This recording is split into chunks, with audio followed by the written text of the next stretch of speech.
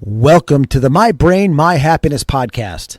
My name is Joe, and on each episode, it is my goal to spread awareness on mental health. No, I'm not a therapist, a psychiatrist, or a medical doctor. I'm just a guy who has had a lifelong relationship with mental illness, specifically OCD. Together with you, I want to blow the roof off the stigma that comes with having a mental illness. You need to know you're not alone. I promise this podcast will be upbeat and positive. My goal with each episode is to make you understand that you don't have to take this on alone or in silence. Now let's change some lives.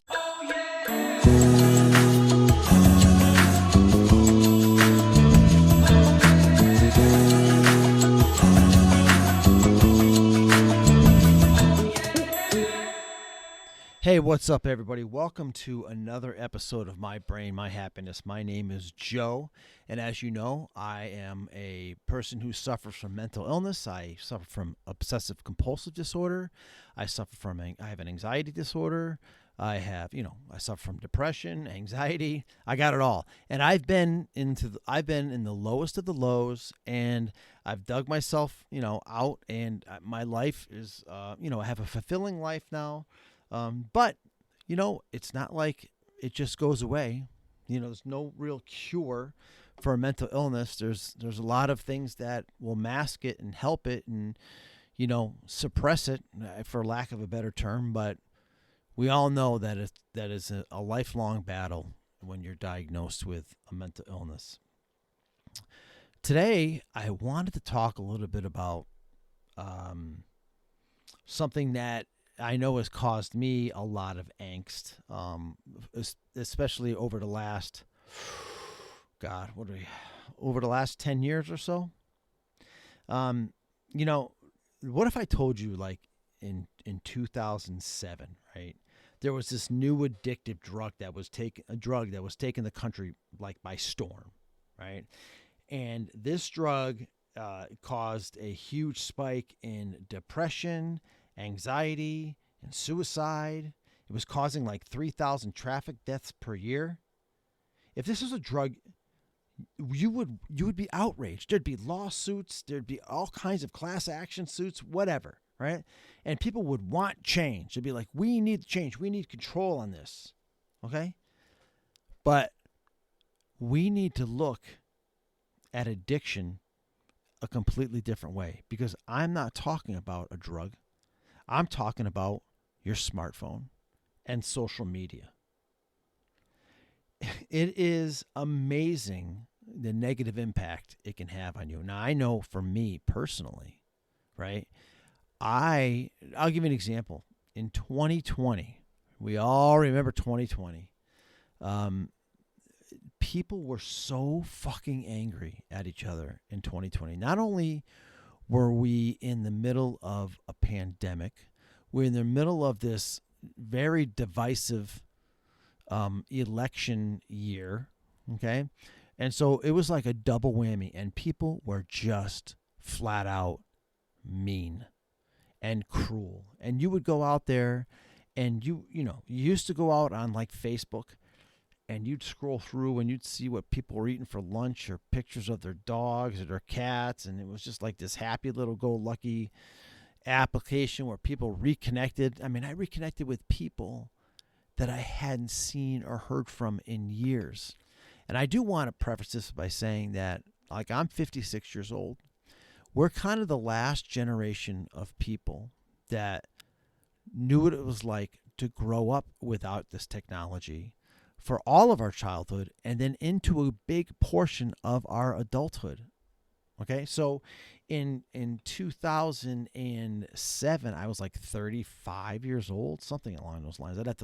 I'm 56 now, right? But I was in my late 30s by the time smartphones and social media started to really take off. And the funny thing is, I was never on. Remember that was, actually, some of you may not remember, but there was something called MySpace, and that was before Facebook. I never had a MySpace account ever, like when that was out. Everybody was on it, talking about it, and it wasn't until Facebook that I even got on social media, and that was in 2009. I don't even think I had my first smartphone Well, hell, I don't even know when I had my first smartphone. Probably around the same time, to be honest with you. But I was finding, let's jump ahead back to 2020. I found that was negatively impacting me so much that I had to take like time away. I had to disable my account for like 3 months because I couldn't take it anymore. It was making my obsessive compulsive disorder just flare up like a pack of hemorrhoids, and I just couldn't deal with it anymore. I couldn't deal with people being so cruel. I watched friendships end, and you know what? It was hard. It was actually very hard to step away from social media. But you know what I found? You know what I found after being away from it for like 3 weeks, then a month, and then whatever. I was in 2 months. All of a sudden, I've had peace in my life.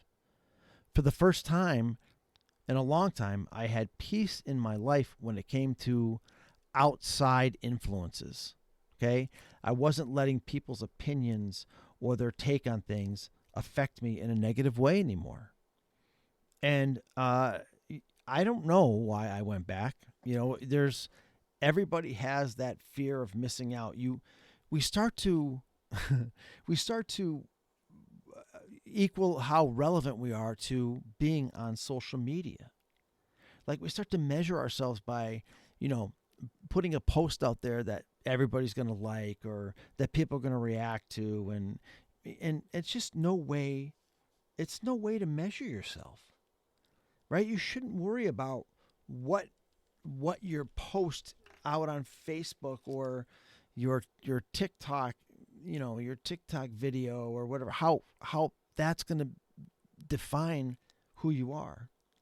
But yet, a lot of people do, because, when you are out on social media and you're scrolling through your phone, it releases this dopamine and your brain just wants more and they want more and they want more. And you just, it just becomes this addictive thing. The average person spends about 2 hours a day on social media. And people who spend more than that are like 3 times more likely to get diagnosed with depression. 40%, if you spend more than that, you have like a 40% increased chance of having a sleep disorder. And 46% of adolescents feel that, when they're out on social media, they feel bad about their body image. And 60% of them say it's negatively impacting their self-esteem. But yet, they're still out there. Because we know young minds, they are very impressionable, and they always want to know what people are thinking, and they want everybody to like them. And it's a sad state of affairs. But social media, as great as it can be, really, it has caused such a problem with us in this country, in this world. And, I'm not really sure what to do about it. I make TikTok motivational videos, but I've really limited myself to how much I scroll through Facebook and how much I post. And I do kind of crack up, when I look at people and they will post the same kind of shit every day, thinking they're, going to change somebody's mind, or, they will argue with you until you come to their side of the fence, and which will never happen. And I've watched these acts of futility out there that I don't understand what drives a person to keep on doing the same shit over and over again. And when you have OCD, like myself, you try to wrap your brain around it. You want some sort of answer that you're never going to get. You like, why does a person think this way? Why does a person want to do this? What made that person say that? You're never going to get an answer. You're never going to get an answer that's going to satisfy you. So you got to use the old Mel Robbins theory and say, let them. So that's what I try to do. I just let people be who they're going to be, and if they have a negative impact on my life, I just ignore them. I mean, it's not easy. It's really not easy, especially when you scroll by something and you are really angry by the post that somebody put out there. It's so fucking hard not to respond. It's so hard. And then when you add OCD into the mix, you become impulsive, and you'll end up commenting. And then I can't tell you how many times I've commented on a person's post and then gone back and delete it. Right? I wish I had just taken 5 minutes to stop and think about what I wanted my next action to be. And that's what I try to do now. Like, I just will read a post, and I will, if it's something that bothers me, I'll wait 5 minutes, 10 minutes, whatever. And every time I do not respond, because I'm not going to feed into their bullshit. I'm not going to feed into someone who's out there trying to trigger you and trying to upset you by responding to their idiotic post. So it's difficult to do, but you have to try to do it. And have you ever thought, if think about this, if social media is not bringing positive things to your life, have you ever tried to just take a break from it? Like, try it for a month, just to see what happens. Could it possibly bring you more peace in your life? I bet it could. And let me tell you, social media, the people who run social media are fucking evil too. Because I'm going to tell you, the front-facing cameras on your phone or your computers or whatever, they now have eye tracking software or whatever, an algorithm that they use. And they will focus on where your eyes go on the screen. And you may focus on something and not even click on it, and then all of a sudden it starts coming up in your feed because it tracked where your eyes went. And if it starts to see a regular thing like that, then it'll start to feed you with that stuff just because it thinks you might click on it. That is crazy to me. Crazy. And we're just letting it happen. I'm not saying social media is bad completely. For some people, number one, it's opened up a big money-making thing for people. I mean, there's a lot of people that are making a living off social media and putting out good stuff. Right? So, and like I said, it's a way that I was able to keep in touch with friends that I haven't talked to in years. But you know what I'm finding? Yeah, it was fun at first when I reconnected with a lot of these people, but I have still never seen them. And it's not like I have regular conversations with them. It was like, holy shit, I haven't talked to you in 15 years or whatever it was. There's a lot. I graduated high school in 1987. And when I got on in 2009 to reconnect with high school people, high school friends and acquaintances that I hadn't talked to in 20 something years was really cool. But that wore off. And social media has just gone from that to just this toxic cesspool that it just causes me problems. It causes me angst, causes me depression. And if it's doing the same thing to you, you're not alone. You're not alone. Sorry for the shuffling papers in the background. So, they say that scrolling has become the new smoking because it stimulates you. It sometimes soothes you. It's certainly addictive. And we get irritable when we can't do it. And we also get pissed off when other people are doing it in our faces. We're having a conversation with somebody about something important and they pick up their fucking phone. And you're like, are you kidding me right now? Because the addiction's so much that like they've gone too long without checking their Facebook or their Instagram or their TikTok. And they just got to know. They just got to see what's going on. You could be in the middle of a conversation. Has it ever happened to you? It's happened to me. It's so fucking irritating.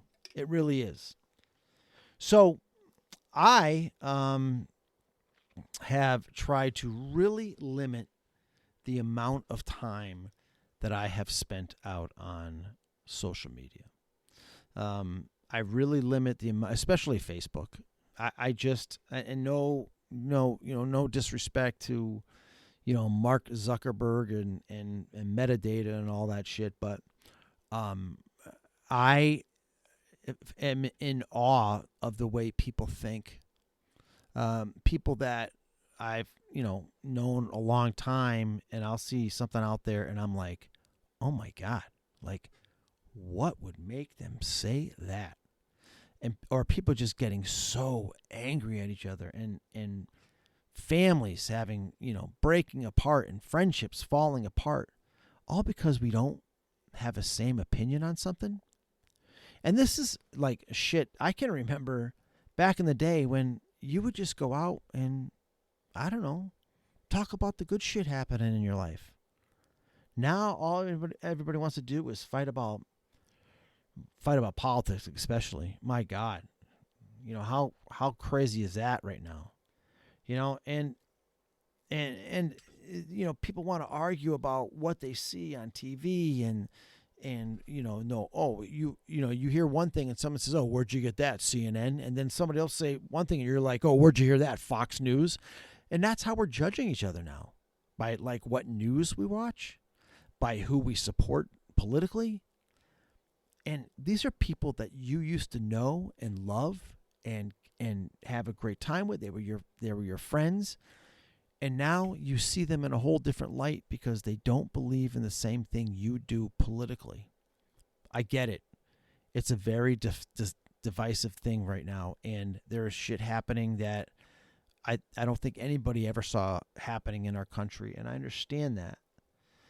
And no matter what side of the fence you're on, you have to just try to look at the other person's point of view sometimes and just say, you know what, that's their point of view.